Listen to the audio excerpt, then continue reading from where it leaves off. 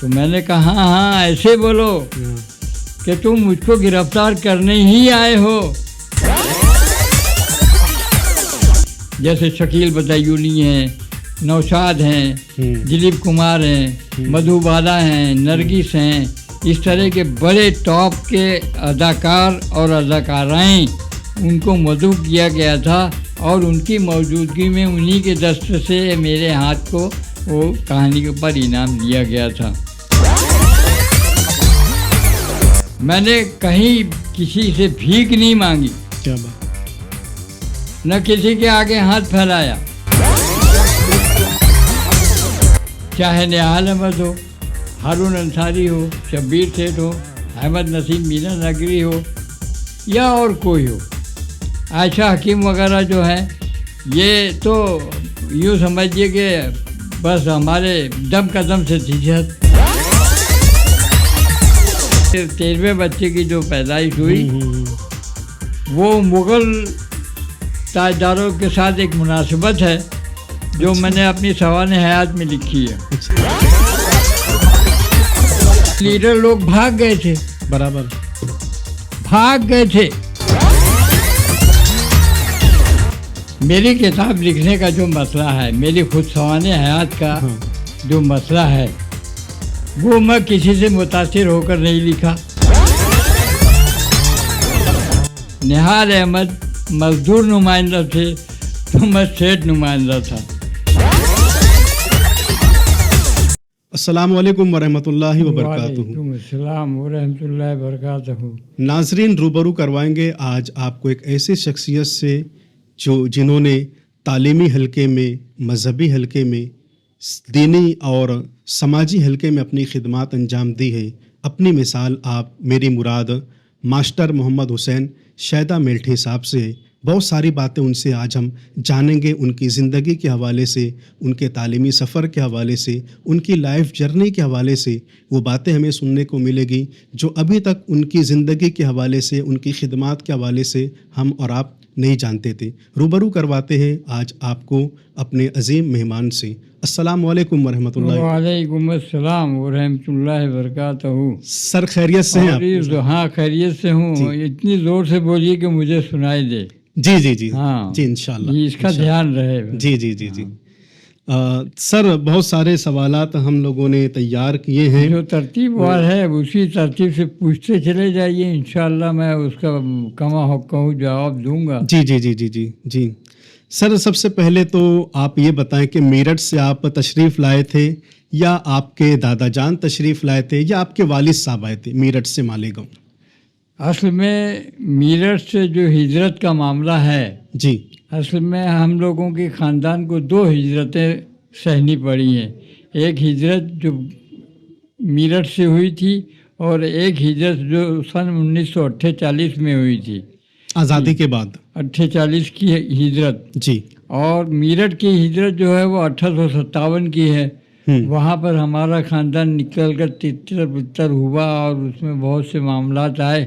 تو ہم لوگ جس وقت دوسری ہجرت میں یہاں آئے تو ہمارے والد صاحب 1948 کی ہجرت کے بعد یہاں آئے مالیگاؤں, اور اس وقت میں بمشکل 3.5-4 سال کا تھا. اچھا. اس طرح سے یہ دوسری ہجرت ہماری ہوئی ہمارے خاندان کی, اور ہم یہاں آنے کے بعد پھر یہاں اپنے یہیں کے ہو کے رہ گئے. ماشاء اللہ. اب اور پوچھیے.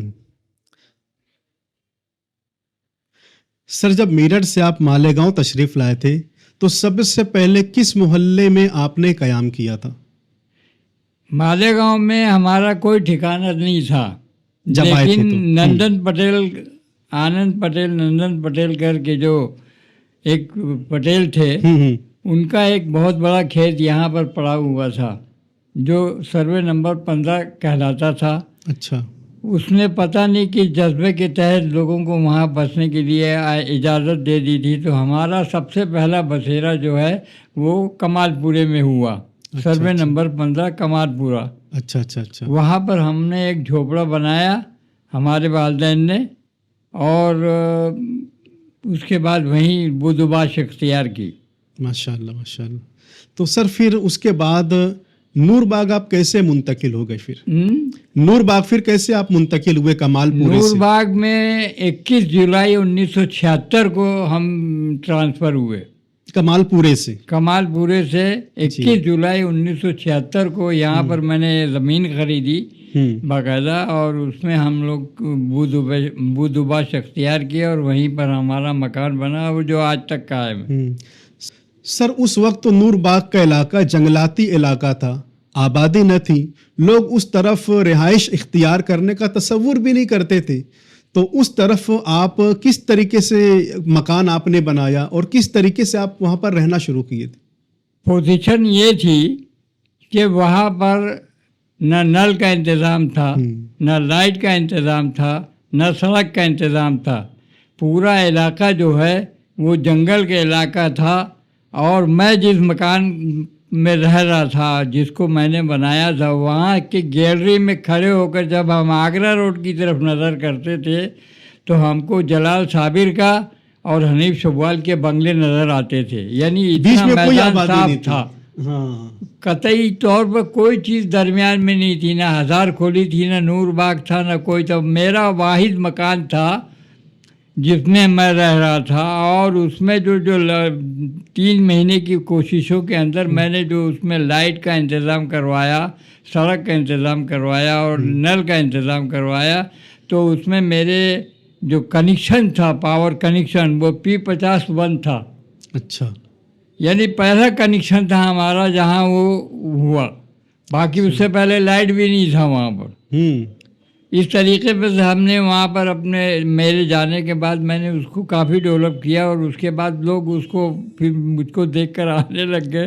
یہ الگ بات ہے کہ لوگ میرا حوالہ دے کے آنے لگ گئے اور وہاں پلاٹ خریدنے لگ گئے۔ صحیح، یعنی کہ اگر یہ کہا جا سکتا ہے کہ اس علاقے کے پہلے مکین آپ رہے۔ ہاں، سب سے پہلا مکین میں تھا، سروے نمبر 65-3 پلاٹ نمبر 5-6، یہ جو میں پہلا مکین تھا اس وقت، اور اس کو بیچنے والے جو لوگ تھے وہ ہوا نام کی ایک اسلامی عورت تھی جو میمن تھی، اتفاق سے اس نے وہ کھیت خرید کر اس کو پلاٹ گرا کر بیچے تھے، اور اس کو بیچا تھا، بیچنے کے بعد اس کو میں نے خریدا تھا اس کو۔ اچھا اچھا، تو اس طریقے سے میں پہلا مکین ہوا وہاں پر۔ جی جی جی۔ سر جب میرٹھ سے مالیگاؤں آپ لوگ آئے تو والدین کے علاوہ آپ کے ساتھ اور کون کون لوگ تھے؟ ہم لوگ جس وقت یہاں مالیگاؤں میں وارد ہوئے اس وقت ہم لوگ 5 نفوس پہ مشتمل ہمارا قافلہ تھا۔ اچھا، ایک میرے والد صاحب تھے، ایک میری والدہ صاحبہ تھی، ایک میری بڑی ہمشیرہ صاحبہ تھیں، اور ایک میرے بڑے بھائی تھے، اور میں خود تھا۔ اس طرح سے ہم لوگ 5 لوگوں کا یہ قافلہ مالیگاؤں میں وارد ہوا، جو کمال پورے میں بسا اور وہاں سے ٹرانسفر ہو کے یہاں آیا۔ اچھا اچھا۔ سر آپ کی تعلیمی قابلیت کا ہے، کہاں تک آپ نے ایجوکیشن حاصل کیا؟ میری تعلیمی قابلیت کا معاملہ اصل میں ایسا تھا کہ حالات میرے ایسے تھے کہ میں بہت زیادہ تعلیم حاصل نہیں کر سکا، لیکن میں نے جو تعلیم حاصل کی وہ PhD تک کا تعلیم حاصل کی اس زمانے کی، اس زمانے میں، جبکہ اس وقت یہ پوزیشن تھی کہ PhD کرنے کے بعد آدمی ٹیچر بھی ہو سکتا تھا، اور کوئی سرکاری نوکری بھی حاصل کر سکتا تھا، بس کنڈکٹر بھی ہو سکتا تھا، یعنی نوکری کے لیے اس کی راہیں کھل جاتی تھیں PhD کرنے کے بعد ہی۔ صحیح۔ اچھا، میری اپنی خود کی صلاحیتیں ایسی تھیں کہ مجھے اس میں کوئی تنگی محسوس نہیں ہوتی تھی، بلکہ اس کے آفرز بھی آئے۔ ہمارے ایک پرائمری ٹیچر تھے احمد محمود شیخ، وہ انہوں نے مجھ کو آفر کیا کہ شہزاد صاحب اگر آپ چاہیں تو میں آپ کو ٹیچر کی نوکری دلوا سکتا ہوں۔ تو میں نے کہا مجھے ٹیچر کی نوکری نہیں چاہیے، اور کوئی بھی سرکاری نوکری مجھے نہیں چاہیے، میں نے اس وقت اس کو انکار کیا تھا۔ اچھا اچھا۔ سر آپ نے کس اسکول سے تعلیم حاصل کی ہے، اور اساتذہ میں کن کن لوگوں کے نام آتے ہیں آپ کے اساتذہ میں؟ 7 جماعتوں کے لیے صرف 7 اساتذہ مجھ کو ملے۔ اچھا، کیونکہ کسی جماعت میں فیل نہیں ہوا۔ ماشاء اللہ۔ پہلی جماعت میں غفور حضرت، दूसरी जमात में इसहाक हजरत, तीसरी जमात में कौसर हजरत, चौथी जमात में अहमद महमूद शेख, पांचवी जमात में मोहम्मद इसहाक मोहम्मद मुस्तफ़ा मोहम्मद इसहाक, और छठी जमात में अब्दुल सत्तार मोहम्मद सिद्दीक। इस तरह 7 असातिज़ा मिले, 7 जमातों में मिले। इसके अलावा कोई उस्ताद मुझको पढ़ाने नहीं आया। सर किस स्कूल में? ये इसका ज़माना जो है वो तीसरी जमात तक तो हम यहाँ थे, सुलेमान संबन की बिल्डिंग में, इस्लामपुरे में, जो मोहम्मद अली रोड पे थी, एक 3 मंजिला इमारत थी। पुराने लोग जानते हैं। जी जी जी। तीसरी जमात तक वहाँ, फिर उसके बाद कदवाई रोड पर नंबर 1 स्कूल की तामीर हुई, तो हमारा सारा स्कूल उठकर वहाँ पर ट्रांसफ़र हुआ। तो हम वहाँ चौथी जमात फिर मेरी वहाँ से शुरू हुई। चौथी, पाँचवीं, छठी, सातवीं, ये 3-4 जमातें मेरी वहाँ पर मुकम्मल हुई। और वहीं पर मैंने उसी ज़माने में, स्कूल के ज़माने में, मैंने मजलिस मुबाहिसा की बुनियाद डाली, जो हमारे उस्तादों की ख्वाहिश थी। और उसमें मैं हर हफ्ता एक उन्वान दिया करता था और तलबा को उसमें तकरीर करने का मौका दिया करता था। उन्वान इस तरीके से होते थे कि तलबा की सलाहियतें कैसी बढ़ें। तो इस तरह के उन्वान देता था मुतज़ाद, जैसे इल्म की ताकत ज़्यादा है या तलवार की ताकत ज़्यादा है। अच्छा, इस तरह के मुतज़ाद उन्वान देता था। तो लड़के और बच्चे जो उसमें शरीक होते थे वो अपनी अपनी सलाहियतों के मुताबिक उसमें अपनी तकरीर लाते थे, और मैं ही उसका प्रेसिडेंट था उस मजलिस से। मैं बहस व मुबाहिसा का मैं ही प्रेसिडेंट भी था उस ज़माने में, यानी चौथी जमात की बात कर रहा हूँ मैं। जी जी जी। जब से मैंने उस मजलिस की बुनियाद डाली और उस वक्त से वो सिलसिला चलता रहा, तो वो आखिर तक PhD के एंड तक वो सिलसिला चलता रहा। मैंने इसी दरमियान में वहाँ पर एक माहनामा निकाला। अच्छा। जिसका नाम था जुगनू। अच्छा। उस जुगनू माहनामा का हर महीना बच्चे ही लिखने वाले होते थे, बच्चे ही बनाने वाले होते थे। मैं उसका एडिटर था और उसका आर्टिस्ट कोई दूसरा एक सुल्तान सुबहानी करके था, वो था, और बच्चों के मज़ामीन हुआ करते थे। सबसे पहला मेरा अफसाना अगर कहीं छपा अहद तालीमी में तो वो जुगनू में छपा, और उसका नाम था देवता का खून। ये उन्वान था। ये उन्वान था। इस उन्वान से मैंने वो अफसाना लिखा था और कई सफ़ों पर वो मुश्तमिल था। और ये अफसाना इतना मकबूल था और इतना मकबूल हुआ कि रईस मालेगांवी जैसा शायर, जो मालेगांव का मारूफ तरीन आदमी था, वो एक पेपर निकालते थे जमाल। उसमें उन्होंने ख्वाहिश करके मुझसे इसरार करके मुझसे वो अफसाना की इजाज़त लेकर अपने अखबार में उसको अपने माहनामे में शाये किया था, क्योंकि वो इतना मकबूल था और इतना अच्छा था कि जिसकी इंतहा नहीं। तो उस तरीके से मेरा लिखने लिखाने का और अदब का जो सिलसिला और मामला था वो अहद तालीमी ही से चल रहा था। और ये चौथी जमात की बात है। चौथी जमात की बात है। सही है। उस वक्त आप अंदाज़ा लगा सकते हैं कि मेरी उम्र कितनी रही होगी। सही है, सही है। ज़्यादा से ज़्यादा 12-13 साल। सही है ना, सही है। और उसी ज़माने में हिंदुस्तान अखबार में मेरे मज़ामीन छपा करते थे। क्या बात। और कहानियाँ छपा करती थी।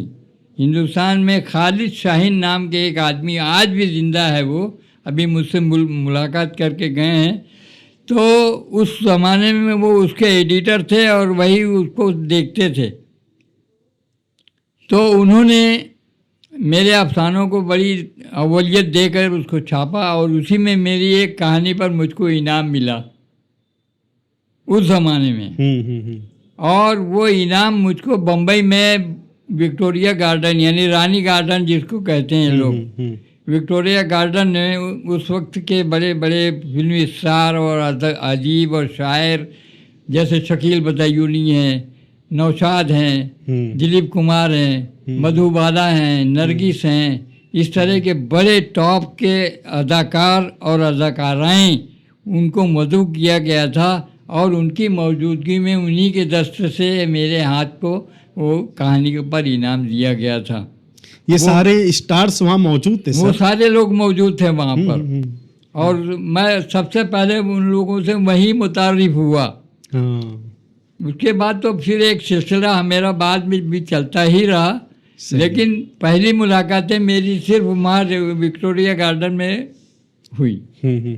तो इस तरीके से मेरी उस कहानी पर वहाँ पर इनाम मिला। सनद, वो एक सनद थी जिसमें 27 की गई थी कि ये बच्चा जो है बहुत अच्छी अदबी सलाहियत रखता है और बहुत अच्छे अदबी इसकी जुमलों की बंदिश है, इसलिए इसको इनाम दिया जा रहा है। क्या बात है, यार क्या बात है सर। फिर बचपन से जवानी तक का जो सफ़र रहा है, बहुत सारी उतार चढ़ाव आती है ज़िंदगी के सफ़र में, तो आपके तजुर्बात और आपका एक्सपीरियंस कैसा रहा, थोड़ा सा वो बताएं। बचपन से जवानी तक का सफ़र। बचपन से जवानी तक का जो सफ़र है, मेरा बचपन तो कहाँ चला गया मुझे मालूम ही नहीं, क्योंकि मैं यहाँ पर जब छोटा था तो हमारे पड़ोस में कमालपुरे में एक और इब्राहिम मासूम नाम के एक आदमी रहते थे। वो टीचर थे, प्राइमरी टीचर थे। और ये स्कूल कहाँ था? नूरानी मस्जिद नयापुरा में था। अच्छा। वहाँ पर वो पढ़ाते थे और वो हमारे पड़ोसी थे। ये भी महाजिर थे, बाहर से ही से आए हुए थे। मेरी वालदा ने उनसे सिफारिश करके ये कहा था कि मेरे बच्चे को भी ले जाया करो, और तो कहीं वो जाएगा नहीं। तो इब्राहिम मासूम मुझको अपने साथ ले जाया करते थे और वो वहीं पर अपने साथ रखते थे और हम मेरे को वो वहाँ पढ़ाते थे। इब्तिदाई की क्लासेस, इब्तिदाई जमातें उन्होंने इस तरीके से मुझसे मुतारिफ़ करवाई। उसके बाद फिर पहली में मैं यहाँ दाखिल हुआ और उसके बाद पहली, दूसरी, तीसरी तक का मैं यहाँ पढ़ता रहा और चौथी से फिर 7वीं तक का मेरा सिलसिला यहाँ पर चला। तो बचपन तो कहाँ गया मेरा पता ही नहीं चला। जी। उसके बाद जवानी के अय्याम जब आए तो पोजीशन ये थी कि 16 बरस की उम्र में मेरे वालिदैन ने मुझको ज़रिया माश में लगा दिया। मेरे हालात ही ऐसे थे। भाई साहब की इमदाद के लिए मुझको उनके साथ में जुटना पड़ा और सबसे पहले जो ज़रिया माश हमने अपनाया, मैंने अपनाया, वो पावर लूम की सनत थी। अच्छा। पावर लूम चलाना, और वो भी रंगीन पावर लूम चलाना, ये उस वक्त की इब्तिदा थी हमारी, जो मैं चलाता था। और वो वहाँ इसकी जो पोजीशन थी वो यहाँ पर आगरा रोड पर 2 कारखाने थे।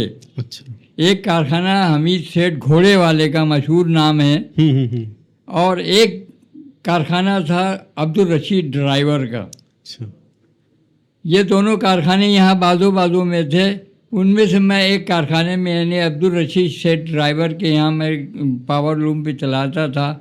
वहीं पर मेरी मुलाकात अल्ताफ़ सुल्तानपुरी से हुई, जो अपने आप को कामली लगाते थे और वो भी पावर लूम मजदूर थे।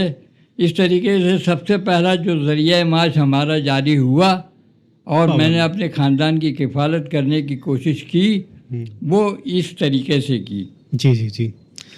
सर, फिर शादी का मरहला ज़िंदगी में ज़ाहिर सी बात आता है। तो सर, हमारे यहाँ माशरे में अगर देखा जाए तो शादी 2 ही तरह से होती है, या तो कोई पसंद की शादी करता है या फिर कोई वालिदैन जहाँ पर तय कर देते हैं वहाँ पर होती है। तो सर, आपने पसंद से शादी की थी या फिर वालिदैन ने तय करके रखा था, उस तरह से हुई? मेरी शादी का मसला भी बड़ा अजीब रहा है। जी, बताएं। बिल्कुल। वो इस तरीके पर अजीब रहा है कि जैसे मैं महाजिर था, हाँ, ऐसे ही मेरे वालिदैन मेरे लिए एक महाजिर लड़की तलाश कर रहे थे। अच्छा। जो हिजरत करके यहाँ हमारे गांव आई हो। और ये इन्होंने इस तलाश में बहुत कोशिश की और नासिक, जो पहले गुलशनाबाद था, जी, अच्छी तरह से लोग जानते हैं कि पहले इसका नाम गुलशनाबाद था, बाद में नासिक हुआ। वहाँ से 48 में वहाँ भी फसाद हुआ। अच्छा। और वहाँ से भी लोगों ने हिजरत की اور اس میں ہجرت کرنے والوں میں زیادہ تر لوگ جو ہے وہ مالیگاؤں ہی آئے، مالیگاؤں، پاٹنہ اور گالنا وغیرہ جیسے علاقوں میں آئے. تو یہ جو میری بیوی تھی وہ ناسک کی تھی اور یہاں پر ٹرانسفر ہو کے اپنے بھائی کے یہاں خوشامد پورا محلے میں رہنے کے لیے، وہ ان کا مکان تھا، وہ وہاں رہنے لگی اور میرے والدہ نے ان کو ڈھونڈ کے نکالا اور اس طریقے سے پھر ان سے میرے رشتے کی بات چیت چلنے لگی اور اس طرح سے میری شادی کا عمل میں آیا. سر جس شادی کا آپ نے ذکر کیا تو آپ یہ بھی بتا دیں کہ کس تاریخ کو اور کس سن میں آپ کی شادی ہوئی؟ میں اس وقت 16 سال کا تھا. اچھا. اور 25 مئی 1957 میری شادی کا سن ہے اور میری شادی کا نکاح جو ہے وہ ملا محمد حنیف ورشفی خوشامد پوریا والے جو تھے وہاں کے بڑے مشہور آدمی تھے اس زمانے میں، وہ اشرفی کہلاتے تھے اپنے آپ کو. انہی کے رجسٹر پہ میرا نکاح نامہ رجسٹر ہوا اور اس طریقے پہ 16-17 سال کی عمر میں میری شادی ہوئی اور وہاں سے میں اپنی ازدواجی زندگی میں لگ گیا. جی جی جی. اور اس کے بعد الحمدللہ آج تک، یعنی اس سال کو لے کر آج تک کا کم سے کم 68 برس ہو رہے ہیں. 68-69 برس ہو رہے ہیں. ہم لوگ بخیر و عافیت ہیں، دونوں میاں بیوی حیات ہیں اور کسی صورت سے جی رہے ہیں. اللہ سلامت رکھے، اللہ سلامت رکھے، قائم رکھے، محبتوں میں اضافہ کرے، اللہ تعالیٰ آپ کو مزید عمر عطا فرمائے. سر پھر اللہ تعالیٰ نے آپ کو کتنی اولاد عطا فرمائی اور وہ سبھی الحمدللہ آپ کی اولاد بھی جو ہے وہ بھی نکاح کے بندھن میں بندھے ہوئے ہیں، ان کی بھی شادیاں ہو گئی ہیں اور ان کی بھی اولادیں ہیں. تو یہ ایک بھرا پورا ایک گلشن ہے اس فیملی کے درمیان، اور اس سارے سفر میں آپ کیسا محسوس کرتے ہیں؟ اصل میں میری اولادوں کی جو پیدائش ہے، افزائش نسل جو ہے، مجھے یکے بعد ذکر اللہ تبارک و تعالیٰ نے 12 اولادوں سے نوازا. اس میں نرینہ مادینہ، کبھی نرینہ کبھی مادینہ، اس طریقے سے 6 بیٹے اور 6 بیٹیاں. اچھا. اور الحمدللہ ان کی ساری تاریخیں، انگریزی کی تاریخ یعنی قمری تاریخ، شمسی تاریخ اور قمری تاریخ، دونوں تاریخیں اور دن وہاں ان کا باقاعدہ لکھا ہوا ہے. میرے پاس اس کا ریکارڈ ہے. ابھی میں جو سوانح حیات میری اپنی خود کی لکھ رہا ہوں اس میں ان تمام لوگوں کی تصاویر ہے، اس کے ساتھ ساتھ ان لوگوں کے فوٹوز ہیں اور ان کی تاریخیں ہیں. جی جی. اور وہ اس طریقے پر میں لوگوں کو متعارف کرانا چاہتا ہوں. اس میں خاص بات یہ ہے، میں بتانے کا مقصد یہ ہے میرے کہ میری کسی بھی اولاد کی پیدائش کبھی کسی ہاسپٹل میں نہیں ہوئی. کیا بات ہے، بہت بڑی بات ہے سر. یہ جو آج کے زمانے میں امپاسبل جس کو کہتے ہیں لوگ، ممکن نہیں. صحیح کہہ رہے ہیں آپ سر، صحیح کہہ رہے ہیں. لیکن واقع یہ ہے، یہ خصوصی اللہ تعالیٰ کا فضل ہے، یہ قدرت کا اللہ تعالیٰ کا مجھ پر زبردست فضل تھا. اور میرے 13ویں بچے کی جو پیدائش ہوئی وہ مغل تاجداروں کے ساتھ ایک مناسبت ہے جو میں نے اپنی سوانح حیات میں لکھی ہے. اچھا. ممتاز محل 13ویں بچے کی ولادت کے بعد مر گئی تھی. اس کو بھی 13ویں بچے کی ولادت ہوئی تھی. میرے 13ویں بچے کی ولادت سید ہاسپٹل میں یعنی شکیلہ سید میں، اور یاسین جو ڈاکٹر تھے یہاں پر ان کے یہاں میں نے ان کو لے گیا. وہ بڑی خراب پوزیشن تھی ان کی، بچہ مردہ ہوا اور میرے وہ اولاد جی نہیں سکی. لیکن میری بیوی زندہ رہی. اولاد تو مر گئی لیکن بیوی زندہ رہی. در ممتاز مر گئی، اس کی اولاد زندہ رہی جس کا شاہدہ نے کبھی منہ نہیں دیکھا. تو یہ معکوس اور ایک مناسبت تھی مغل تاجداروں کے ساتھ میری، صحیح جو قائم رہی. ایک اچھا کمپیریزن ہے. کمپٹیشن ایسا آیا. سر پھر معاشی حالات اس وقت تو اتنے اچھے نہیں تھے، لیکن پھر معاشی حالات، ہاں بولیے. ہاں سر، معاشی حالات تو اس وقت تو اتنے اچھے نہیں تھے، باوجود اس کے آپ نے بچوں کی کفالت، ان کی تربیت اور ان کے تعلیمی سلسلے کو آگے کس طریقے سے بڑھایا؟ معاشی حالات میری اس طریقے پر سے ظہور پذیر ہوئے کہ میں پاور لوم مزدور تھا. جی. और पावर लूम मजदूर चलाते हुए ये दिमाग में इस बात को 1962-63 में फसाद हुआ। वहाँ से जहन की तहें बदली और ये सोचना पड़ा कि अपने को कुछ और भी करना चाहिए पावर लूम के अलावा भी। तो उस वक्त मैंने दूध की फरोख्त का सिलसिला बनाया। आप यकीन मानिए कि 3 लीटर दूध यौमिया सिर्फ, लेकिन ये 3 लीटर दूध आखिर में चल 80 लीटर दूध की फरोख्त पर वो स्टॉप हुआ। यानी इतना बढ़ा, 3 लीटर से बढ़कर 80 तक आपने पहुंचा। 3 लीटर से बढ़कर 80 लीटर बढ़ा। उसकी वजह ये थी कि दूध के सिलसिले में मैंने दयानतदारी का जो मुजाहरा किया, जैसा लाया वैसा दे दिया। क्या बात है। उसमें पानी नाम की कोई चीज़ मैंने नहीं मिलाई। और ये इस्लामी उसूल था मेरे जो रगो राय में बसा हुआ था, बिल्कुल कि इस्लाम को पकड़ के चलो तो फला पाओगे। तो इस तरीके पर तो ये दूध का धंधा शुरू हुआ। फिर उसके बाद भी और भी बहुत से धंधे हुए। फिर उसके बाद पावर लूम के ताल्लुक से मैंने ये सोचा कि एक लूम मैंने किराए का, कमरुद्दीन चूड़ी वाला एक यहाँ पर एक आदमी था, उसका एक लूम था और वो कहीं चलता था। उससे मैंने किराए से लिया और वामन चिला माली नाम का एक शेड यहाँ पर एक हिंदू बिरादर वतन अपना चलाता था, वहाँ पर मैंने उस लूम को लगाया। और उस लूम को फिर मैंने 1 का 3 किया और 3 करने के बाद मैं इस्लामपुरे में आया। फिर उस 3 लूम पर भी मैंने मज़ीद मेहनत की, मुशक्क़त की और उसको बढ़ाकर मैंने इतनी इस्तेदाद पैदा की कि 20 लूम ख़रीदने की इस्तेदाद मैंने पैदा कर ली। सुभान अल्लाह। तो फिर मैंने 20 लूम का एक कारखाना आगरा रोड पर, यहाँ पर दीन मोहम्मद दयाल करके एक आदमी था, उसका कारखाना मैंने किराए से लिया और वो लेके मैं चलाने लगा। लेकिन सोमिए किस्मत ये कहिए कि वो ज़माना 69 और 70 71 72 का ज़माना था और निहाल अहमद इलेक्शन हार चुके थे, आयशा हकीम से जी हारे थे और लोग उनको चिढ़ाते थे कि हारा तो हारा औरत त्यारा, हारा तो हारा औरत त्यारा। तो वो उस बदले की भावना में उन्होंने फिर मजदूर तहरीक यहाँ पर शुरू की। और उनकी पोजीशन ये थी कि 1972 में अगर वो मज़दूरों को दयाना में बुलाते थे और क्रेशर पे बुलाते थे तो लोग मज़दूर वहाँ जाते थे। तो इस सिलसिले में तमाम साइजिंगें बंद हो गई, कारखाने बंद हो गए। मेरा जो लूम का कारखाना था किराए से लेके जो चला रहा था, मैं उसमें परेशान हो गया, मेरा डिपॉजिट डूब गया, यानी मैं बिल्कुल तही दामन हो गया। वहाँ पर मेरे पास कुछ भी नहीं रहा, ऐसा समझ के चल गया अब।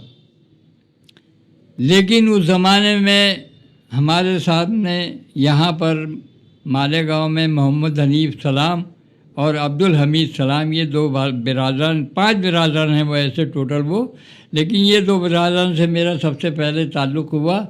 और उन्होंने मेरी तकलीफ़ को देखे और उसने कहा कि तुम ऐसा करो शहज़ाद साहब कि आप हमारे गांठ प्रेस में ड्यूटी दो। तो वो गांठ ड्यूटी मेरी 4 बजे से लेकर रात के 4 बजे तक चलती थी और वो गांठों को डिस्पैच करना मेरा जिम्मेदारी थी। जब तक ट्रक वाला आके वो गांठें उठा के ले नहीं जाता था, जब तक मैं वहाँ बंधा हुआ रहता था। और उस पर मराठी में पता लिखे जाने चाहते हैं। इत्तेफाक कैसा कि मेरी मराठी बहुत ज़बरदस्त थी, उस मराठी ने मुझको हर जगह साथ दिया, हर जगह उसका मैंने फ़ायदा भी उठाया। तो वो मराठी में मैं लिखकर उसको डिस्पैच कर देता था। इस तरीके बस वहाँ पर फौरी तौर पर मेरी माश का एक ज़रिया पैदा हुआ जी। उसी ज़माने में, इसी अय्याम में ये सिलसिला चल ही रहा था कि निहाल अहमद की 72 की तहरीक की वजह से पावर लूम मालकान परेशान हो गए और इनकी परेशानी इतनी बढ़ी कि इनको कानूनी तौर पर कोई भी एक आदमी की ज़रूरत थी जो उनके कानूनी काम को मेंटेन कर सके उस वक्त। शॉप एक्ट का कायदा उन्होंने लगा दिया था। हाँ तो अब ये कायदा मेंटेन करने के लिए हमारे गांव में लोग नहीं, आदमी नहीं, उस वक्त भी मेरी मराठी ने मेरा साथ दिया। क्या बात।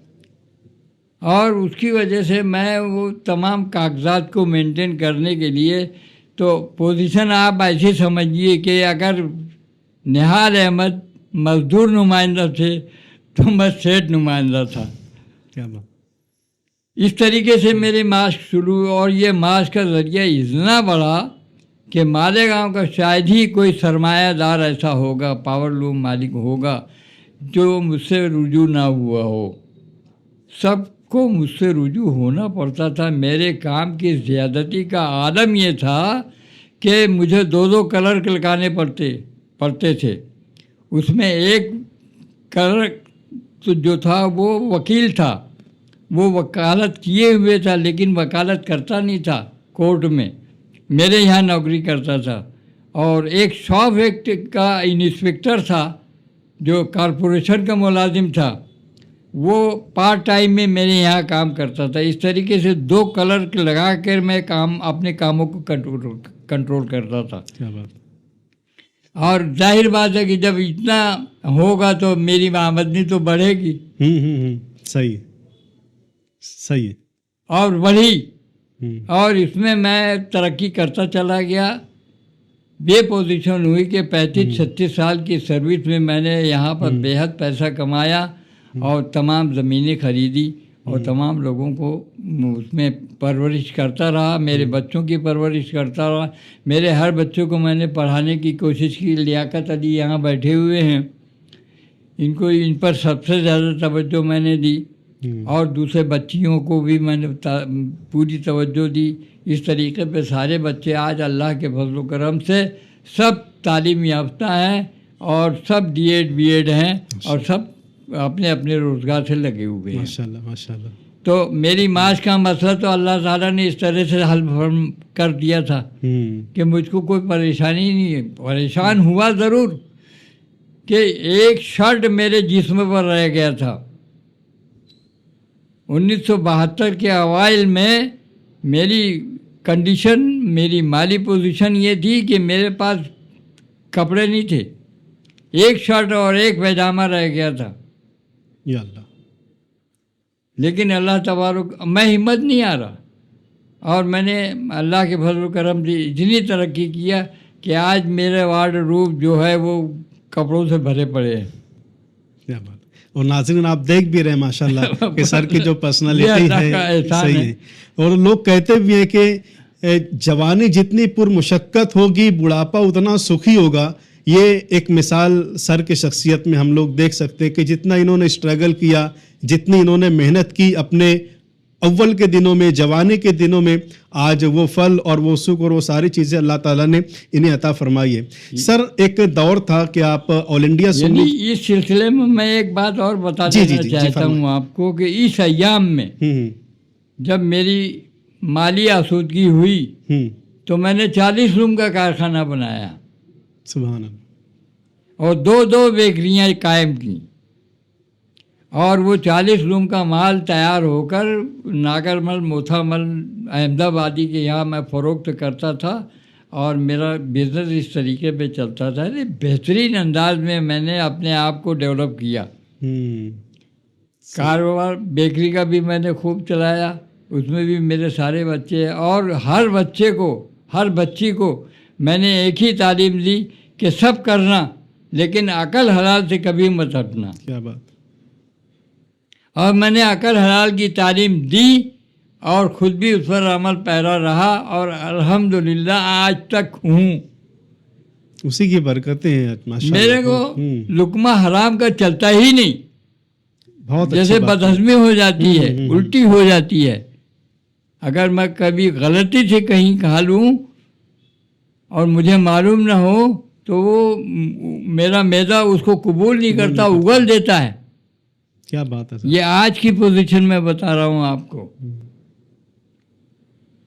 کہ کسی صورت سے کہیں میں جیسے دعوتیں آج پوزیشن ایسی ہے کہ مالیگاؤں کا ہر ذی حیثیت آدمی مجھ کو دعوت دینا اپنے لیے فخر کا باعث سمجھتا ہے، لیکن میں سب کے بارے میں تو جانتا نہیں کہ یہ عقل حلال کما رہا ہے کہ عقل حرام کا کما رہا ہے. صحیح ہے، صحیح ہے. تو کبھی کہیں ایسا واقعہ ہو جاتا ہے تو میرا معدہ اس لقمے کو قبول نہیں کرتا. کیا بات. یہ اللہ کی ایسی خصوصی عنایت ہے مجھ پر کہ میں جس کا جتنا بھی شکر ادا کروں کم ہے، اور وہی تعلیم میں اپنے بچوں کو دیتا ہوں. صحیح. اور میرے بچے بھی الحمدللہ آج سب کے سب اسی بات پر کوشاں ہیں، اسی بات پر سب اپنے آمنا صدقنا کیے ہوئے ہیں، اور اسی طرح سے میرے شانہ بشانہ چل رہے ہیں. خاص طور پر لیاقت سر کا یوگدان بہت زیادہ ہے. جی. 2013 میں جب یہ آصف شیخ ریزرویشن کی تحریک چلا رہا تھا اور پیدل یاترا نکالا تھا، اس وقت وہ سارا پروگرام میرے اسکول میں بیٹھ کر ہوا تھا. جی. اور اس نے اس وقت یہ کہا تھا کہ شہزاد صاحب آپ کو پورا میرا ساتھ دینا. میں بولا یار کام صحیح ہے اس لیے میں تیرا ساتھ دوں گا، اور میں نے اس کا ساتھ دیا. اتنا کہ یہ پوزیشن تھی کہ پرتھوی راؤ چوہان اس وقت سی ایم تھا، یہ ان کے سامنے جا نہیں سکتا تھا. شیخ آصف وہاں پر احمد نسیم خان بیٹھا ہوا تھا، اور خود پرتھوی راج سے اس کی تعلقات اچھے نہیں تھے. تو یہ ہوا کہ یہ میں باہر ہی رہوں گا، آپ لوگ جائیے. اب سوال یہ تھا کہ وہاں اس کو میمورنڈم کون دے گا، سی ایم کو میمورنڈم کون دے گا. تو وہاں پر اس وقت میں عبدالحمید اظہری، جمعیت العلماء کے لوگ اور دوسری جماعتوں کے لوگ، کئی طرح کے لوگ، سب یہ اس وقت میں شامل تھے. سب نے اتفاق رائے سے یہ فیصلہ کیا کہ بھئی شہزاد صاحب یہ میمورنڈم کو اچھی طریقے سے پرتھوی راج چوہان کو دے سکتے ہیں اور سمجھا سکتے ہیں، اس لہٰذا ان کو دے دیا جائے. تو الحمدللہ وہ ریزرویشن کا جو کاغذ تھا وہ میں نے میرے ہاتھ سے پرتھوی راج چوہان کو سونپا تھا، اور اس نے وعدہ کیا تھا اور اس کے مطابق اس نے دیا بھی ریزرویشن. یہ اور بات ہے کہ سیاسی وجوہات کی بنیاد پر اس کو کوئی قائم کر نہیں سکا، خود آصف شیخ بھی قائم نہیں کر سکا اس کو، اس میں وہ رہ گیا. لیکن کہنے کا مطلب یہ کہ اس پیریڈ میں میں اسکول میں برائے نام جاتا تھا، اور اگر لیاقت شہزاد کا یوگدان نہیں ہوتا، وہ اگر اب اپنی ڈیوٹی وہاں پر انجام نہیں دیتے اور اسکول کو نہیں سنبھالتے، تو شاید میں اتنی دل جمعی کے ساتھ ریزرویشن کے کام میں نہیں لگ سکتا تھا. یہ اللہ کا ایک نظام ہے کہ وہ سب اسباب پیدا کر دیتا ہے. اس نے اسباب پیدا کیا، اور لیاقت شہزاد میرے ساتھ شانہ بشانہ چلتے رہے.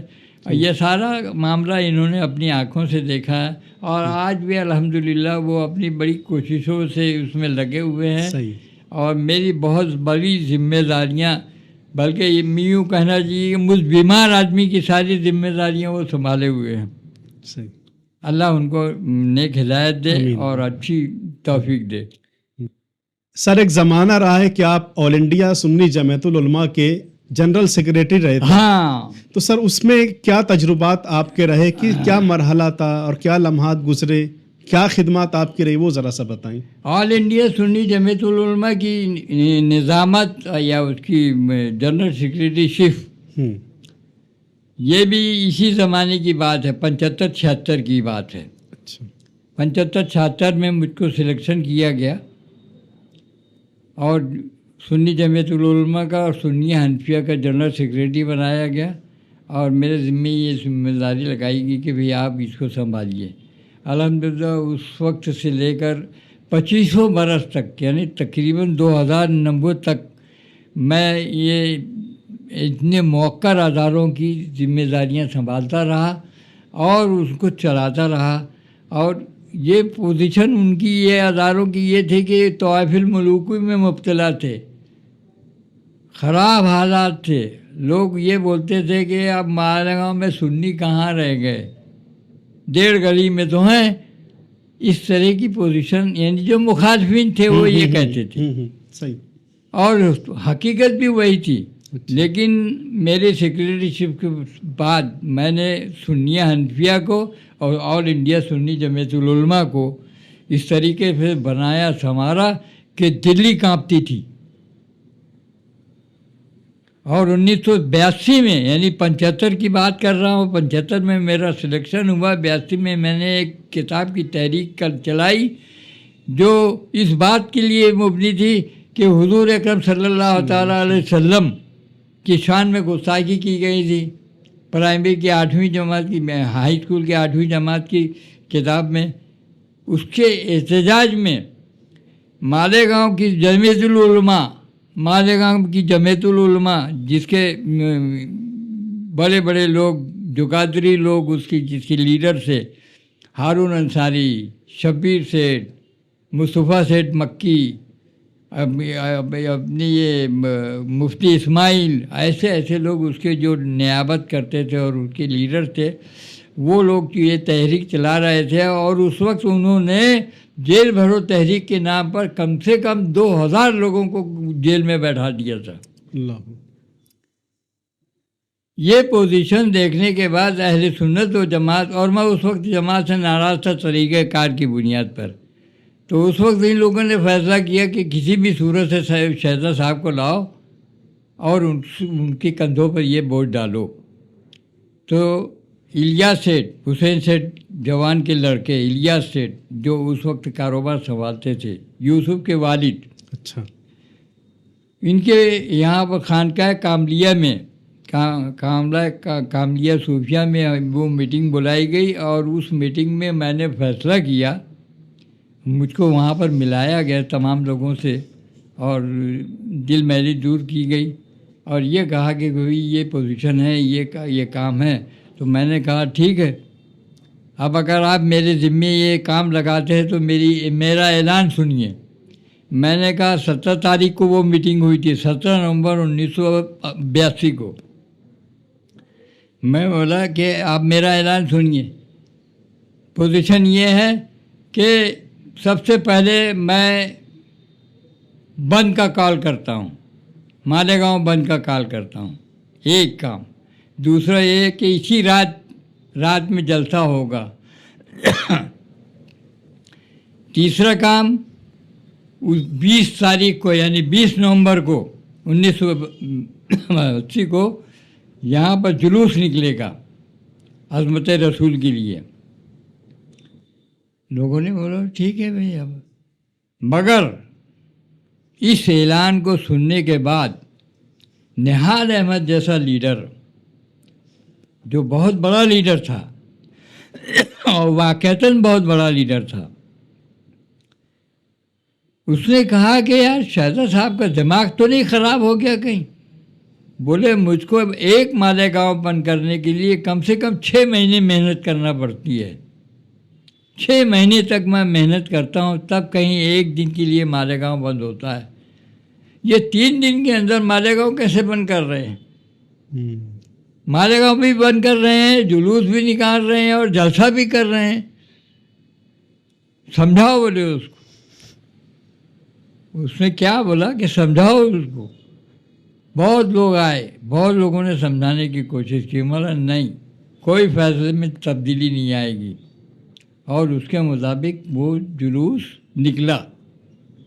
पोजीशन ये थी जुलूस के कि जामिअतुस सवालियात के पास उसकी इब्तिदा थी और उसकी इंतहा जो थी भिक्खू चौक में थी। यानी जुलूस चला ही नहीं, इतनी भीड़, इतना मजमा कि जुलूस चला ही नहीं। उस पोजीशन को देखते हुए कुछ लोगों ने, हमारे लीडरों ने ये कहा कि यार अब इसको यहीं पर ख़त्म कर देना चाहिए, वरना कुछ भी हो सकता है। लोगों को डर पैदा हुई। मैं आखिर तक उसकी मुखालफत करता रहा, लेकिन अक्सरियत के फैसले को बहरहाल मानना पड़ा। और ये हुआ कि कहीं कलेक्टर भी आ गया है, कलेक्टर को ये मेमोरेंडम यहीं पर दे दो। اور وہ دیا گیا. میمورنڈم دینے کے بعد جلوس بفر گیا اور پوزیشن یہ بنی کہ میں الٹا چل رہا ہوں. مجمع کی طرف میرا منہ ہے اور مجمع میرے آگے آگے چل رہا ہے اور میں بھکو چوک سے محمد علی روڈ، محمد علی سے پیری چوک سے کدوائی روڈ کے شہیدوں کی یادگار پانجرا پل، وہاں تک میں مجمع کو کھینچ کے روک کے لایا. وہاں پر پولیس اپنا ایکشن لے چکی تھی. وہاں پر اس نے اپنے ہتھیار بند لوگوں کو وہاں پر لگا دیا تھا اور میرے پاس آ کر مجھ سے کہتے ہیں کہ شہزاد صاحب اگر آپ نے اس مجمع کو یہاں نہیں روکا تو ہم فائر کریں گے. اب پوزیشن یہ تھی کہ میرے پیچھے پولیس، فائر بند پولیس، اور ادھر سامنے مجمع اور بیچ میں میں بولا یار یہ لوگوں کو کیسے کیا سمجھانا اور کون سی انداز میں سمجھانا کہ یہ لوگ اپنے اپنے گھروں کو لوٹ جائیں. اس میں یہ ہوا کہ میں نے تمام مجمع کو صلاۃ و سلام پڑھوایا اور وہ صلاۃ و سلام کے برکت سے مجمع شانت ہوا. اور اس کے بعد میں نے کہا کہ لوگوں، اگر آپ کو میری جان کی ضرورت ہے اور آپ چاہتے ہیں کہ میری جان چلی جائے اور میں آپ کے اوپر جان نچھاور کر دوں تو میں اس کے لیے تیار ہوں، میں اس سے پیچھے ہٹنے والا نہیں ہوں. لیکن اگر آپ کو یہ منظور ہو تو بولے تو نہیں بولے نہیں، ہم کو آپ کی جان عزیز ہے. ایسا پورا مجمع تو مطلب ٹھیک ہے عزیز ہے تو آپ اپنے اپنے گھروں کو لوٹ جائیے. مجمع میری اس اپیل پر شانتتا کے ساتھ پورا واپس ہوا. اس طریقے سے وہ جلوس رکا اور وہ اس کے بعد یہ یہاں تک کا ایک ٹرم ہے اس کا. اس کے بعد رات میں جو گرفتاری ہوئی وہ الگ ایک بحث ہے.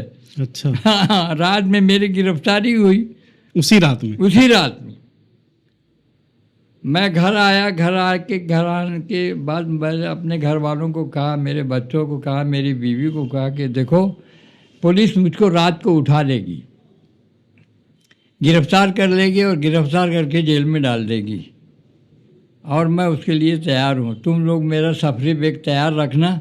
عشاء کا میں نے کھانا کھایا، نماز پڑھا اور نماز پڑھ کے نہایت آرام اور سکون کے ساتھ میں سو گیا. رات کے تقریباً 2 بجے پولیس ڈپارٹمنٹ کے لوگ 4-6 گاڑیاں لے کر آئے اور میرا مکان جیسا کہ آپ دیکھتے ہیں کہ وہ تنہا تھا، چاروں طرف سے کھلا ہوا تھا. وہ چاروں طرف سے اس کو گھیر لیا گیا اور گھیرنے کے بعد میرے دروازے پہ دستک دی گئی اور کہا کہ شہزاد صاحب. میں سمجھ گیا کہ یہ ہے. بولا کیا بات ہے؟ بولے کلکٹر صاحب نے آپ کو بلایا ہے میٹنگ کے لیے. جو ان کا اس پولیس پارٹی کا جو لیڈر تھا اس نے کہا کہ بولے کلکٹر صاحب نے آپ کو بلایا ہے. تو میں بولا کہ اچھا، مجھے ابھی رات کے 2 بجے تو مطلب تم ایسا کرو کہ کلکٹر صاحب کو جا کے بول دو کہ یہ شہزاد صاحب کے آرام کا وقت ہے، وہ نہیں آ سکتے، سمجھے، آپ جائیے. تو وہ سالار بولتا ہے ان کا، بولے دیکھیے سر، آپ چاہے خوشی سے چلیں یا مجھ کو زبردستی کرنا پڑے، دونوں صورتوں میں مجھ کو تو بہرحال لے جانا ہے آپ کو. تو میں نے کہا ہاں ایسے بولو کہ تم مجھ کو گرفتار کرنے ہی آئے ہو. بولے ہاں، نہیں تو میری نوکری چلی جائے گی. اس طریقے سے پھر میں ان کی دعوت پر رات کے 2 بجے انہوں نے مجھ کو سوتے میں اٹھا کر لے گئے اور رات بھر ادھر ادھر گھماتے رہے. پھر صبح ہوتے ہوتے انہوں نے مجھ کو سٹی پولیس اسٹیشن میں وہاں پر جمع کرائے. وہاں پر صبح جب لوگوں کو معلوم پڑا کہ یہ شہزاد صاحب گرفتار ہو گئے، تو ایک جمع غفیر وہاں پر پولیس اسٹیشن میں جمع ہوا. اس میں پوزیشن یہ بنی کہ جو آ رہا ہے اس کو پکڑ رہے ہیں، جو آ رہا ہے اس کو پکڑ رہے ہیں، اس کو گرفتار کر رہے ہیں. یہ صورت سے پھر وہ کورٹ میں پیک گئے. وہاں ایک اور مسئلہ پیدا ہوا، سمجھے. اس میں انہوں نے جج نے بولا کہ بھلے وکیل لگاؤ اپنے لیے. तुम्हारी वजह से शहर में नक्श अमन पैदा हो जाता, मगर नहीं, गलत बात।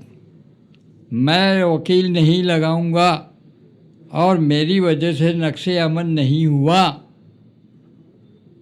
ये मेरा जमहूरी राइट था, मेरा हक था कि अज़मत रसूल सल्लल्लाहु ताला अलैहि वसल्लम के लिए मैं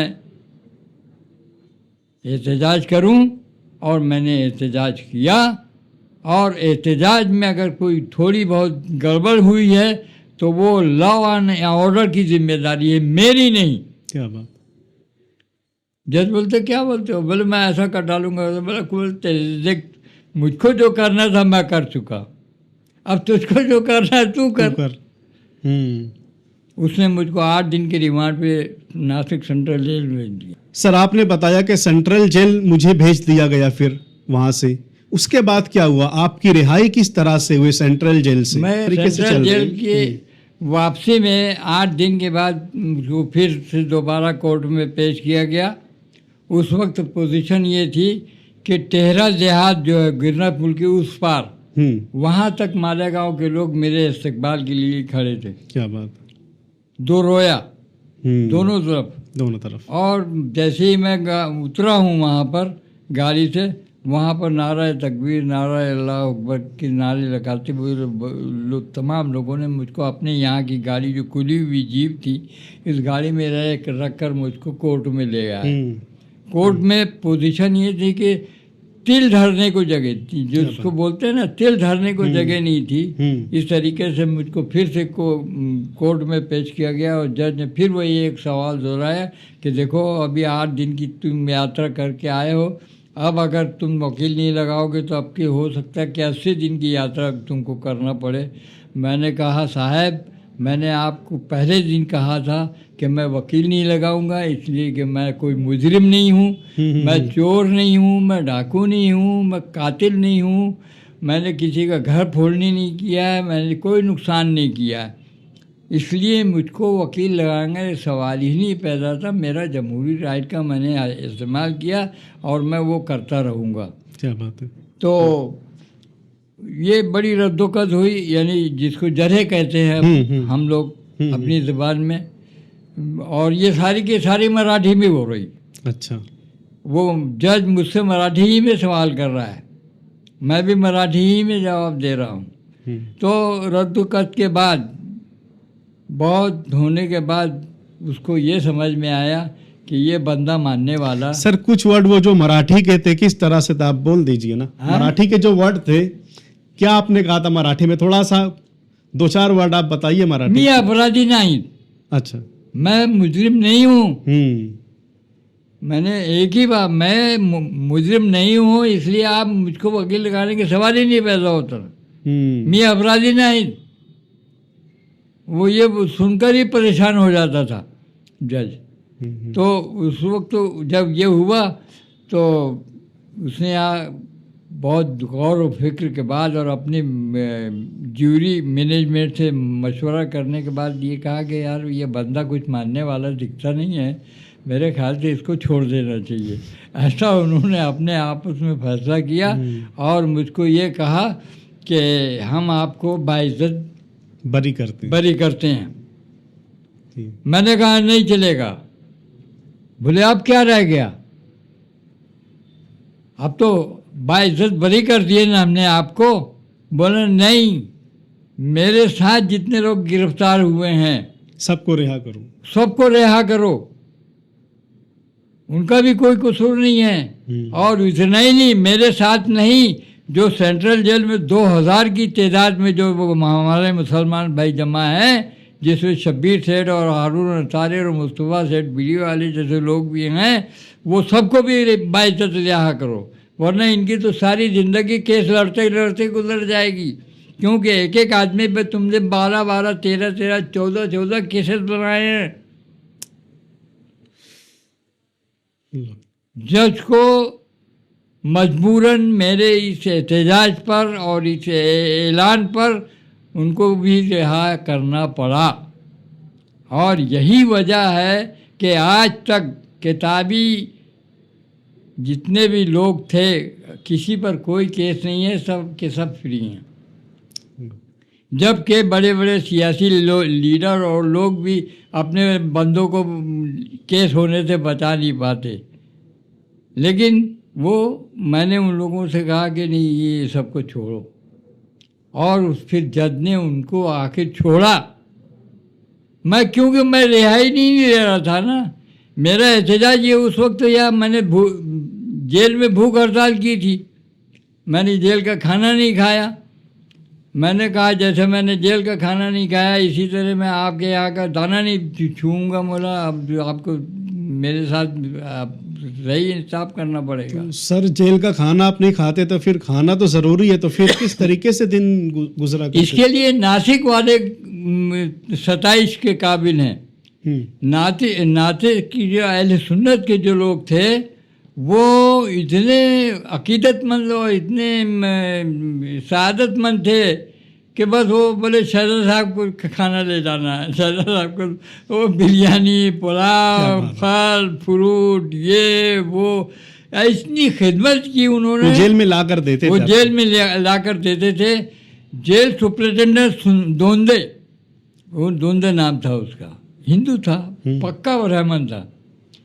बोले शहजाद साहब आपके जैसा मुजरिम नहीं देखा। बोले मैं मुजरिम हुई नहीं ना। सही है। बोले चौथे दिन ऑर्डर आ गया। बोले और ये भी वाकया है। अच्छा। कि चौथे दिन गवर्नमेंट, बाला साहब भोसले उस वक्त सीएम थे, महाराष्ट्र इंस्टीट्यूट के बाला साहब भोसले सीएम थे।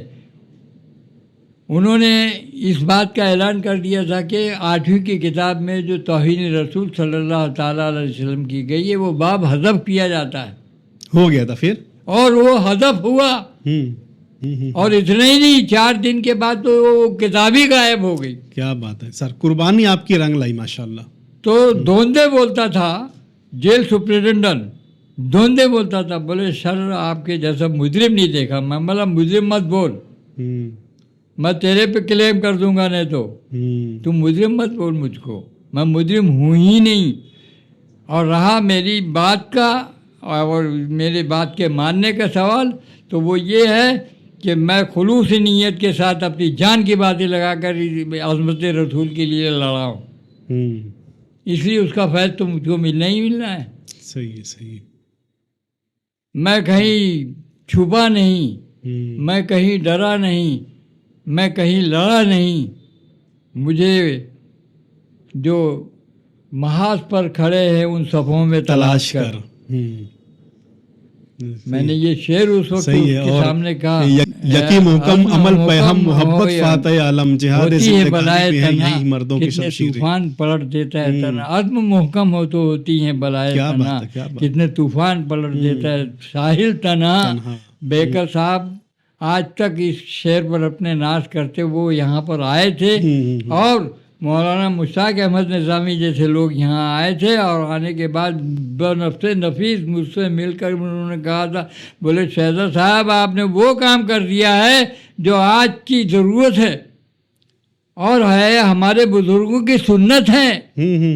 बिल्कुल सही है, हमारे बुज़ुर्ग यही करते आए हैं। बोले सही है ना, जो आज कोई नहीं कर रहा था वो आपने किया। बोले मैंने कहा आपकी इनायत है सर। और बोले आप पूरी एक फर्द नहीं है, आप एक पूरी जमात है। बोले सही। और वाकई भी यही हुआ। उस वक्त दिल्ली मालेगांव की तरफ देखती थी कि मालेगांव वाली एक सुन्नी जमात उलमा क्या कॉल कर रही है, क्या कॉल दे रही है, क्या उसकी मसूबियत चल रही है। और आज उसके बरक्स होता है वहाँ, तो ये हालत पोजीशन इतनी ख़राब है कि मैं क्या बताऊँ आपको। सर इमसाल ईद मिलादुन नबी का त्यौहार जो है जिस वक्त तो आ रहा है उसी के दरमियान बिरादरान वतन का भी त्यौहार है, ऐसा कई सालों से होता आ रहा है। तो सर आपके ज़माने में, आपके दौर में जब ऐसे हालात आया करते थे कि बिरादरान वतन का त्यौहार भी उन्हीं तारीख़ों में और हमारा भी, तो इस सिचुएशन को, इस हालात को आप किस तरीके से हैंडल करते थे जब साथ साथ दोनों समाज के त्यौहार आया करते थे? तो मुझे एक वाक़या याद पड़ता है जी, एक वाक़या सिर्फ। अच्छा। जब सन 1992 में 1992 में इस तरह से गणपति का त्यौहार और ईद मिलादुन्नबी का त्यौहार साथ में आया और एक ही वक्त में आया, यानी सुबह का टाइम उनका भी, सुबह का टाइम हमारा भी। और उस वक्त पोजीशन ये थी कि मालेगांव का पुलिस डिपार्टमेंट और नासिक ज़िले का डीवाईएसपी और एसपी ये सारे के सारे इस बात की कोशिश कर रहे थे कि मैं मालेगांव में जुलूस ईद मिलादुन्नबी की तारीख को चेंज कर दूं, क्योंकि बम्बई में, नासिक में, औरंगाबाद में, धुलिये में, चालीसगांव में, नांदगांव में, मनमाड़ में और ऐसे जो छोटे बड़े मुकामात थे, सब जगह पर ईद मिलादुन्नबी की तारीखें चेंज कर दी गई थी। अच्छा। यहाँ पर एक मीटिंग मेरी रेस्ट हाउस में हुई पुलिस डिपार्टमेंट के साथ, और उन्होंने मेरे सामने मेवे जात के और फल फ्रूट के सारी लवाजमत पेश किए और बोले खाइए। बोला ज़रूर खाऊंगा, लेकिन गाऊंगा अपनी। क्या बात। खाऊंगा आपका, गाऊंगा अपना। बोले आप खाइए तो सही। मैंने कहा जनाब मैं तारीख चेंज नहीं कर सकता। बोले क्यों नहीं कर सकते, जब दूसरी जगह पर हो गया है, कल्याण थाने में हो गया है, बम्बई में हो गया है, नासिक में हो गया है, आप क्यों नहीं कर सकते। बोला साहब मैं नहीं कर सकता, क्योंकि जश्न ईद मिलादुन्नबी 12 रबीउल शरीफ को ही मनाया जा सकता है, दूसरी तारीखों में नहीं। सही है। तो बोले मुझे एक बात बताइए, एसपी मुखर्जी था उस वक्त। वो एसपी मुखर्जी बोलता है, बोले एक बात समझा दीजिए शहजाद साहब। बोले मैं मान लूँगा। बोले बोलो क्या बोलते। बोले वहाँ आलिम नहीं है क्या। यानी उसका बोलना ऐसा था कि थाने में, बम्बई में, कल्याण में और दूसरे दीगर शहरों में आलिम नहीं है क्या। वो लोग अगर मान जाते हैं और वो आलिम हैं तो फिर आपको तो मान जाना चाहिए। तो मैंने कहा कि जनाब यही तो फ़र्क है, वो आलिम है, मैं आलिम नहीं हूँ। वो आलिम है, उनको इख्तियार है, वो अपना सह लेंगे। शायद जलती चिराग पे हाथ रख के जला के अपना सह लेंगे, मैं नहीं सह सकता, मैं तो आम आदमी हूँ ना। इसलिए मैं चेंज नहीं कर सकता। जुलूस निकलेगा तो इसी तारीख को निकलेगा, इसी जगह से निकलेगा, इसी रास्ते से जाएगा। शहजाद हुसैन उस वक्त कलेक्टर था, तो उसने कहा कि बोले यार शहजाद साहब ठीक है, बोले अगर आप कहते। बोला आप नहीं कहता, मैं नहीं कहता, मैं बताता हूँ आपको कि उर्दू लाइब्रेरी से लेकर जामे मस्जिद तक 36 गणपति बैठे हुए हैं, और उन गणपतियों की हिफाजत के लिए हमारे बिरादरान वतन ने क्या इंतज़ाम किया, मुझे बताइए आप लोग। या पुलिस डिपार्टमेंट क्या कर रहा है। बोले हम भी इतना कैसे कर सकते, कैसे कवर करेंगे। बोले जब कवर नहीं कर सकते तो फिर निकालने की ज़रूरत क्या है। और नहीं तो मैं जैसे छाती ठोक के बोल रहा हूँ कि जुलूस निकलेगा, उसी रास्ते से निकलेगा, उसी टाइम पे निकलेगा और बराबर निकलेगा, तो उसकी हिफाजत और उसकी ज़िम्मेदारी मैं ले रहा हूँ। और मैं ये कह रहा हूँ कि किसी एक फर्द वाहिद को हम गणपति विसर्जन या गणपति की मूर्ति के पास टिकने नहीं देंगे, ठहरने नहीं देंगे, गिरने नहीं देंगे, गिरने भी नहीं देंगे। हम इस 36 जगह पर जो गणपति बैठे हुए हैं वहाँ पर मैं मेरे वर्कर मुकर्रर करूँगा।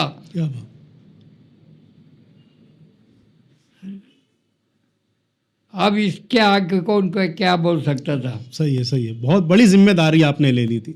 सब ने मान लिया कि हाँ ठीक है, और दुनिया ने, मालेगांव की ज़माने की आँखों ने देखा कि मालेगांव में एक ही वक्त में गणपति और जश्न मिलादुन्नबी एक साथ ये जुलूस निकले, और उर्दू लाइब्रेरी के पास उनका टकराव भी हुआ।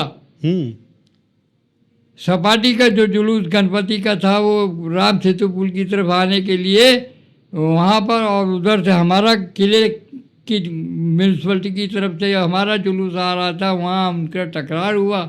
लेकिन जैसे मैंने कहा कि मैंने आदमी मुकर्रर कर दिए थे, मैं खुद भी पैदल चलता था जुलूस में, तो उस तरीके से हमने उस जुलूस को निकाला और वहाँ से उसको कामयाबी के साथ बगैर किसी नक्शे अमन के पूरी शांतता के साथ हमने वो जुलूस निकाल दिया। क्या बात है सर, किस ये सन की इस बात है तरीके ये? से हम करते थे। किस सन की बात है ये? ये 1992 की बात है ना। अच्छा, 92 हाँ, 1992 की बात है। जी जी जी सर, जैसा कि सुन्नी जमातुल उलमा में आप पीछे रहे हैं, ऑल इंडिया सुन्नी उस वक्त तो आप एक अखबार भी निकाला करते, तो उस अखबार का नाम क्या था? हाँ, अखबार मैं उस वक्त 69 में वो अखबार निकाला गया। क्या नाम था उस अखबार का? उस अखबार का नाम था हफ्त रोज़ा अनवार। अच्छा, अनवार। उसका एडिटर भी मैं था, हम्म। उसका सब कुछ मैं था, और वो मुखालफिन का जवाब देने ही के लिए निकाला गया था। और वो मुसलसल 30 साल तक चला, 1 2 3 4 5 नहीं, मुसलसल 30 साल तक चला। लेकिन जिस वक्त मैंने जो सुन्नी जमातुल उलमा से राज़ीनामा दिया, इस्तीफ़ानामा दिया, उसके साथ ही मैंने ये अनवार का भी इस्तीफ़ा दे दिया। उसके बाद दूसरे लोग आए, वो उन लोगों ने उसको कुछ चलाने की कोशिश की, जैसे रज़ा एकेडमी, ये शोबाज जमात है, ये कुछ करती उड़ते हैं ये हकीकत में। ये वो अखबार आज बंद हो गया, और उसका एक नंबर, उसका पूरा नंबर मैंने लिख के रखा है, इमाम अहमद रज़ा नंबर, मगर वो निकल नहीं सका। तो वो 30 साल तक नहायत कामयाबी के साथ चला। और उसकी सबसे बड़ी खूबी और सबसे बड़ी बात जो थी वो ये थी कि उस अखबार में फ़ोटो नहीं छपते थे। एक बात, फ़ोटो नहीं छपते थे। दूसरी बात, उसमें किसी गैर शरई किसी भी किस्म का एडवर्टाइज नहीं छपता था। इस तरीके पर वो अखबार मैंने चलाया और नहायत कामयाबी के साथ चलाया, मुनाफे के साथ चलाया, जिसका फ़ायदा सुन्नी जमातुल उलमा को मिलता था। लेकिन आज तमाम सब तहस नहस होकर रह गया, कोई करने ही वाला नहीं। सही है, सही है, सही है। सर, शहदा एजुकेशन फाउंडेशन का क़याम आपने किस ज़माने में किया और किस तरह से किया था?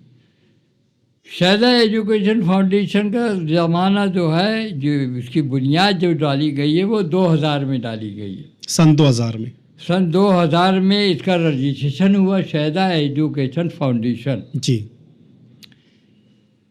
और रजिस्ट्रेशन होने के बाद जी, मैं चंद बरसों तक इस बात की कोशिश करता रहा कि इसके लिए अब कहाँ पर जगह बनाई जाए, कहाँ स्कूल कमरे बनाए जाए, और दीगर लवाजमात थे वो कैसे पूरे हों। ये सब कोशिशों में 2-4 साल मेरे निकल गए, और अमली तौर पर शहदा एजुकेशन फाउंडेशन की केजी और जूनियर केजी और सीनियर केजी और प्राइमरी मुदस्सिर नज़र और शहदा स्कूल की हाई स्कूल 8वीं की, ये 2004 में मैंने एक साथ स्टार्ट लिया, 2 कमरों पर। ये दोनों कमरे मेरी अपनी ज़ाती ज़मीन पर थे, और आज भी है, और इंशाअल्लाह आगे भी रहेंगे। मैंने कहीं किसी से भीख नहीं मांगी। क्या बात! न किसी के आगे हाथ फैलाया। बहुत बड़ी बात कि मेरे, और पोजीशन ये थी कि मेरे चारों तरफ स्कूलें थी, चारों तरफ। इधर मदर आयशा थी, इधर शब्बी निज़ाम स्कूल थी, उधर कारपोरेशन की 2 स्कूलें चल रही थी, इधर सरदार हाई पत्थर की स्कूल चल रही थी। गलत के चारों तरफ स्कूलों का जाल बिछा हुआ था। ऐसे में बेस सेंटर में मैंने ये स्कूल शुरू किया, और अल्हम्दुलिल्लाह उसको आज नहायत कामयाबी के साथ चला रहा हूँ। जी जी जी। सर, कितने बच्चे इस वक्त अपने इस वक्त तकरीबन कमोबेश 3000 बच्चे मेरे यहाँ हैं, जो मुख्तलिफ जमातों में पढ़ रहे हैं। कितनी जमात तक क्लासें अभी? ये 10 तक है। अच्छा। करते हैं। और उसमें उसके जो मेरे टीचर हैं, वो टीचरों की तादाद करीब करीब 28-30 के करीब है। अच्छा अच्छा। प्राइमरी के टीचर और हाई स्कूल के टीचर और जूनियर सीनियर के टीचर है। टोटल टीचर मेरे यहाँ करीब 28 टीचर हैं। उन सब की सरप्लस टीचरों की बार भी मैं ही बर्दाश्त कर रहा हूँ। क्या बात है सर। ये जो स्कूल कायम है अपना, तो ये आपकी ज़ाती मिल्कियत, ज़ाती जगह पर? मेरी ज़ाती मिल्कियत है। अच्छा, ये अच्छा। वही मिल्कियत है 1976 वाली। अच्छा अच्छा अच्छा। 5-6 नंबर की। और वो इतनी बड़ी ज़मीन है कि यहाँ बड़ी सी बड़ी स्कूल चलाई जा सकती है, क्योंकि करीब करीब उसका रकबा जो है वो 7,500-8 हज़ार स्क्वायर फीट का है। तामीर उस पर मजीद हो सकता और है। मैंने उसको काफ़ी बढ़ाया जा सकता है। जी जी जी सर, जैसा कि मुस्तकबिल में सियासी लीडरान रहे हैं, साथ ही निहाल अहमद साहब, आयशा हकीम साहिबा, इस तरह के कितने लीडरान से आपके रवाबित रहे, ताल्लुकात रहे? किस तरह से ताल्लुकात इनसे आपके थे? जहाँ तक सियासी लीडरान का मसला है, तो खाली सियासी लीडरान का मसला नहीं है, मजहबी लोगों का भी मसला था उसमें। सब जानते थे कि ये अहले सुन्नत व जमात का बड़ा मजबूत आदमी है, अपनी जगह से हिलता नहीं है। सही है। सारे देवबंदी उलमा, वहाबी उलमा, शिया उलमा सब जानते थे, काहिले हदीस उलमा सब जानते थे। ऐसे सियासी लीडर भी सब अच्छी तरह जानते थे, मगर अच्छी तरह ये भी उनको मालूम था कि ये किसी भी सियासी जमात का 4 आने का भी मेंबर नहीं है। इसलिए सब मजबूरन मुझसे ताल्लुक़ रखते थे, मैं सबसे मिलता जुलता रहता था और सब मेरी बात रखते थे। कोई ऐसा शख्स हमारे गांव में नहीं है जिसने मेरी बात का नाकारा हो, इनकार किया हो, चाहे निहाल अहमद हो, हारून अंसारी हो, शब्बीर सेठ हो, अहमद नसीम मीना नगरी हो या और कोई हो। आयशा हकीम वगैरह जो हैं, ये तो यूँ समझिए कि बस हमारे दम कदम से थी सब। और किसी ने भी मुझको ये नहीं कहा कि तुम हमारी पार्टी में आ जाओ।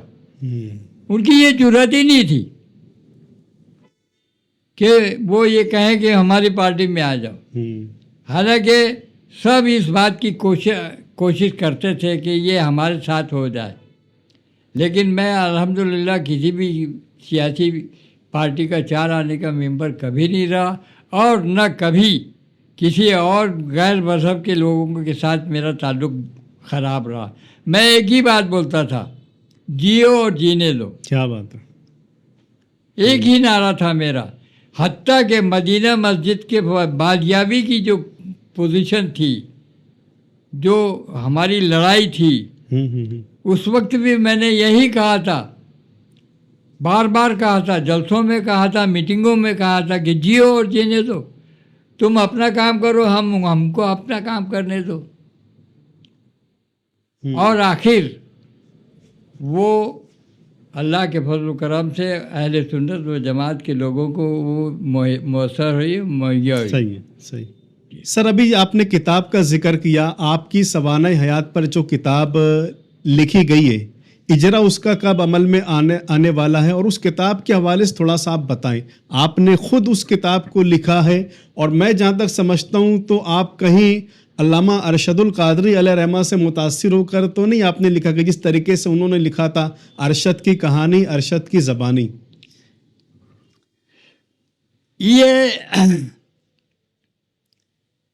मेरी किताब लिखने का जो मसला है, मेरी खुद सवाने हयात का जो मसला है, वो मैं किसी से मुतासिर होकर नहीं लिखा जी, और न मैं उसमें किसी से मुतासिर हूँ, बल्कि मेरी ज़िंदगी के अपने खुद ऐसे बहुत से वाक़यात और मामलात हैं जो मैं लोगों को बताना चाहता हूँ, और ये जताने के लिए चाहता हूँ कि लोग उससे सबक हासिल करें। जी जी जी जी, सही है, इबरत हासिल करें। जैसे किताब की बात ले लीजिए, किताब का मसला अभी उसके बाद भी 12 नवंबर को एक मामला हुआ था। सही है, सही है, जो बहुत लोग लीडर लोग भाग गए थे, बराबर भाग गए थे। लफ्ज़ भाग इस्तेमाल कर रहा हूँ, जब नहीं पूरे भागे, मैदान में डटे रहना था। मैदान में डटे रहे, हम्म, पुख्ता की नहीं थी उसमें। नहीं, तो मैं चाहता हूँ कि इस तरह के वाक़यात सामने लाकर मैं लोगों को तहरीर दिलाऊं कि वो कुछ कर रहे, कौम मिल्लत के लिए कुछ कर सकें। ये उसका बुनियादी मकसद है, और न कि सवाल हाल के मकसद के मैं अपनी बड़ाई और अपनी बड़काई चाहता हूँ, ऐसा भी नहीं, बल्कि मैं इस सिलसिले में ये कहता हूँ कि 5 बुनियादी सवाल, जैसे कब्र में 3 सवाल होते हैं ना बुनियादी, ऐसे महशर में 5 सवाल होंगे। महशर में खुदावंद कुद्दूस खुद महशर में सवाल कर रहे, बोलेगा तूने रोज़ी कैसी कमाई, तूने लोगों का हक कैसे दिया, तूने रिज़्क कैसे कमाया। ऐसे 5 सवालात मेरी उस किताब में मौजूद हैं। सवाल हयात में मेरे 5 सवालों मैंने लिखा है उसमें। क्या बात है सर। और लोगों को बताया कि देखो ये 5 सवालात महशर में होने वाले हैं। जैसे कब्र में 3 सवाल के बगैर छुटकारा नहीं है। माँ तकुलो हाजिर उजल है ना, बिल्कुल है, बिल्कुल है। ऐसे ये महशर में है, इसके बगैर छुटकारा नहीं है, तो उसके लिए अपने आप को तैयार कर लो। सही है, सही। तो वो सवालात की तहत मैं चाहता हूँ कि लोग बाग उसको माने और समझें उसको। जी जी। तो नाज़रीन, बहुत सारी बातें हमने मास्टर मोहम्मद हुसैन शहदा मिल्ठी साहब से की और सुनी, और बहुत कुछ हमने उनसे आज सीखा है, समझा है। वो सारी बातें जो हमें भी पता नहीं थी और यकीनन आप भी नहीं जानते होंगे, इस पॉडकास्ट के ज़रिए से वो सारी बातें माज़ी की हमें पता चली, आपको पता चली, बहुत कुछ हमने सीखा। तो दीजिए इजाज़त, मिलते फिर अगले मेहमान के साथ अगले पॉडकास्ट में। अस्सलामु अलैकुम वरहमतुल्लाहि वबरकातुहू।